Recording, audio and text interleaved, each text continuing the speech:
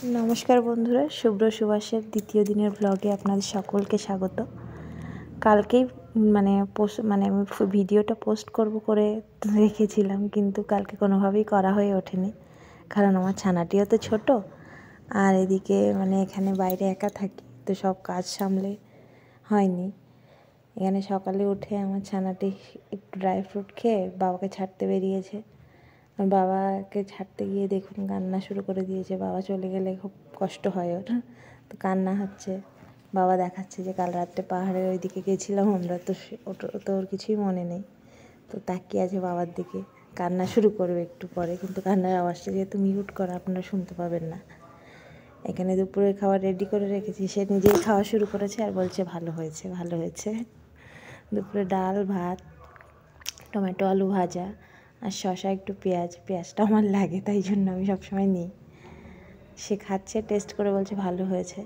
আর বিকেলে আমরা গেছিলাম কাছাকাছি একটা বিটল ভ্যালি বলে একটা রিসর্ট আছে, বাচ্চাদের পার্কেরও মতো, গাছের উপরেই সব কিছু। এখানে গাছের উপরে একটু রোপওয়েও আছে, তারপরে যাওয়ার রাস্তাও আছে, ওখানে দোলনাও চড়ার আছে, তো বাচ্চারা একটু মজা পায়, তাই ওদেরকে নিয়ে একটু বিকেলবেলা বেরিয়েছিলাম। ওই বাচ্চাটি এলো আমার পাশের ঘরের পাশেই থাকে, আমরা যেখানে ভাড়া থাকি ও নিচেই থাকে, তো ওরা দুজনে খেলা করে, সাথী দুজনে, তো তাই জন্য ওদেরকেও সাথে করে নিয়ে গেছিলাম। এখানে বসে একটু বাবা ছেলে একটু ছবি তোলা হচ্ছিল, ছবি তুলে তারপরে উপরের দিকে গেলাম। তো যাওয়ার পরে উপরের দিকে দেখলাম কাল হয়তো এখানে একটা বিয়েও আছে, তো তাই জন্য চারিদিকটা সাজানো চলছে, তাই জন্য সবাই একটু বেশিই ব্যস্ত। এখানে রিসর্টগুলো উপরে আছে, গাছের উপরে যে ছোট ছোট ঘরের মতো আছে, ওগুলোকেও বুক করা যায়, বুক করেও অনেকে থাকে রাত্রে। তো আমাদের তো বুক করা ছিল না, আমরা শুধু ঘুরেছি। একটা কিছু সামান্য অ্যামাউন্টের একটা টিকিট থাকে, তো সেটাতে শুধু আমরা ঘুরে ওর ভেতরটা ঘুরেছি। বাচ্চারা খুব মজা পেয়েছে, তা আমি নিজেও খুব মজা পেয়েছি। আসলে এরকম কোনো গাছের উপরে যেতে রাস্তা দিয়ে যেতে হয়, এরকম রাস্তা দিয়ে আমি আগে কখনো যাইনি, তো তাই জন্য আমারও খুব ভালো লেগেছে। আর আমার হাজব্যান্ড ও একটু ভয় পাচ্ছিল, ছেলেকে নিয়ে যাচ্ছিল কি না, তাই জন্য। আর আমার ছেলে তো এক জায়গায় দাঁড়ানোর ছেলে নয়, চারিদিকে ঘুরে বেড়াচ্ছে। সে গাছের ফুল ছিঁড়ে নিচ্ছে একবার, পাথর তুলে নিচ্ছে একবার, ওকে নিয়েই তো আমি ব্যস্ত। তাকে দেখতে গিয়ে অন্য কিছু দেখাটা খুব একটা হয়ে ওঠে না। সেই দিকে একবার ছুটতে থাকে, ওদিকে ছুটতে থাকে, এক জায়গায় এই যে ফুল ছিঁড়বে, ফুলটা ছিঁড়েই নেবে। আমি অনেক কষ্ট তাকে থামিয়েছি যে ফুলটা ছিঁড়ো না বাবা। তারপরে ওখান থেকে নিয়ে গেছি, এদিকে দেখুন, এদিকে ওর বাবা নিয়ে উঠছে এই যে গাছের উপরে। এরপর থেকে যেগুলো দেখতে পাবেন সবই গাছের উপরে। এই যে আমার পাশের ঘরের ওই যে বাচ্চাটির মা, এটা বাঙালি, তো তাই জন্য ওনার সাথে আমার ভাবটা একটু বেশি।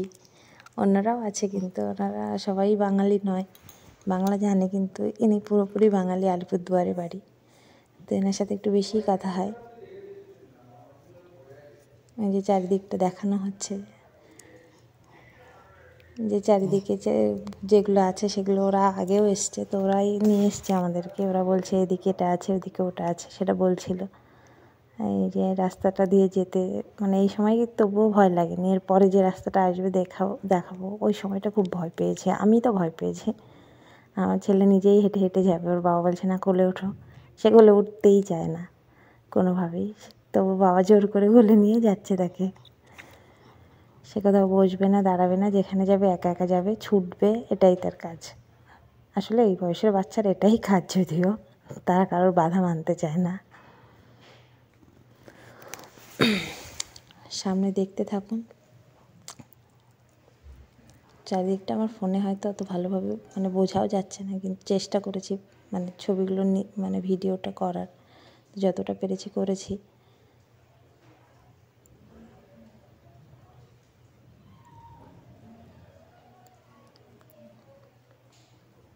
এই যে সে টেবিলের উপরে পা দিয়ে বসবে।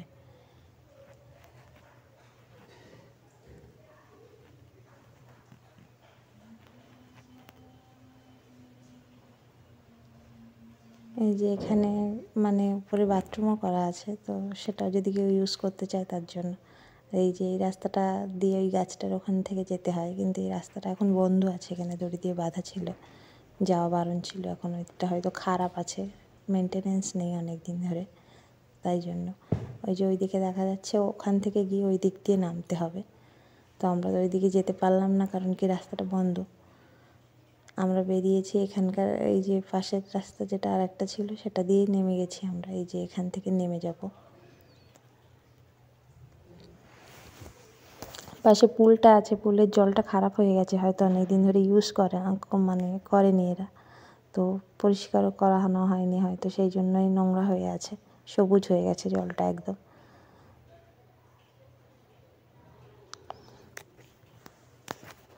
ওই যে গাছের উপরে যেসব জায়গায় আলো জ্বলছে সব জায়গাতেই যাওয়া যাচ্ছে, মানে সবাই যাচ্ছে ওখানে। আমরা অতটা উঠিনি, নিচে কিছুটা পর্যন্ত গেছিলাম, আমরা অতটা পর্যন্ত আমরা যাইনি। এই যে জলটা একদম সবুজ হয়ে গেছে, তো সেটাই দেখাচ্ছিল ওই ঐন্দ্রিলা মেয়েটির নাম, ছোট্ট মেয়েটা, ওর নাম ঐন্দ্রিলা। সে খুব মজা পাচ্ছে। সে আগেও এসছে, সে ভাইয়ের সাথে এসে সে ভাবছে ভাইও না হাঁটবে, কিন্তু ভাই তো হাঁটতে পারছে না, মানে ভাই হাঁটতে চাইছে, আমরা যেতে দিচ্ছি না। তো সে নিজে বলছে না আমার তো খুব ভালো লাগছে এই রাস্তা দিয়ে যেতে।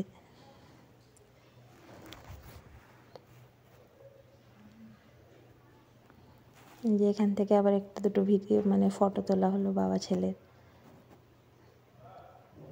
এই যে ছোট ছোট ঘরের মতো বানানো আছে, এগুলোকে সবাই বুক করে থাকতে পারে, যারা এসে থাকতে চায় তারা থাকে। বাট আমাদের মানে আমরা থাকবো না, এটা তো আমাদের কাছাকাছি, আমরা মাঝে মাঝে এসে দেখতে পাবো।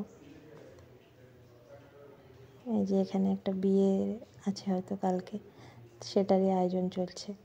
আর এই যে ছোট ছোট ছোট ছোট ঘর বানানো, খুব সুন্দর দেখতে ঘরগুলো। চারিদিকে দোলনাও লাগানো আছে, ওই যে পাখির বাসার মতো, ওটাও দোলনা।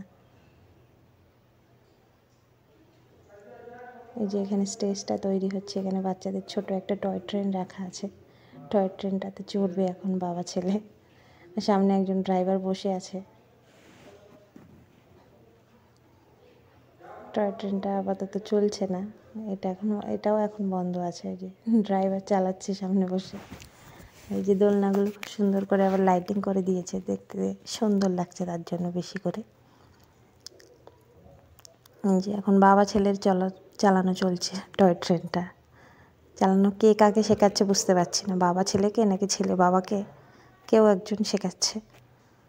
এই যে এই রাস্তাটার কথা বলছিলাম আমি তখন, মানে এটা অনেক উপরে, আর যাওয়ার সময় একটু দুল ছিল, তো তাই জন্য আমার তো বেসিক্যালি আমার খুবই ভয় পেয়েছি আমি। আর ওই মেয়েটি তো খুব আনন্দ পেয়েছে, আর আমার হাজব্যান্ডও ভয় পাচ্ছিল, কারণ কি আমার ছেলে ছিল কোলে, তাই জন্য নিয়ে যাওয়ার সময় একটু ভয় পাচ্ছিল। আর আমি তো নিজেও ভয় পাচ্ছিলাম। আমি কী করেছি, ভিডিওটা একটু করে তারপরে ফোনটাকে বন্ধ করে পকেটে নিয়ে আর দু সাইডে ধরে ধরে গেছি আমি ভয়ে ভয়ে। এই যে গাছের উপরগুলোতেও ছিল। তো বাড়িতে এসে আমরা মুড়ি মেখেছি, মানে আমি মুড়ি মেখে দিলাম, সে এখন আবদার হয়েছে তার মুড়ি মাখা খাবে। বাইরে থেকে আমরা কিছু খাইনি, মুড়ি মাখলাম আর একটু বানালাম কফি।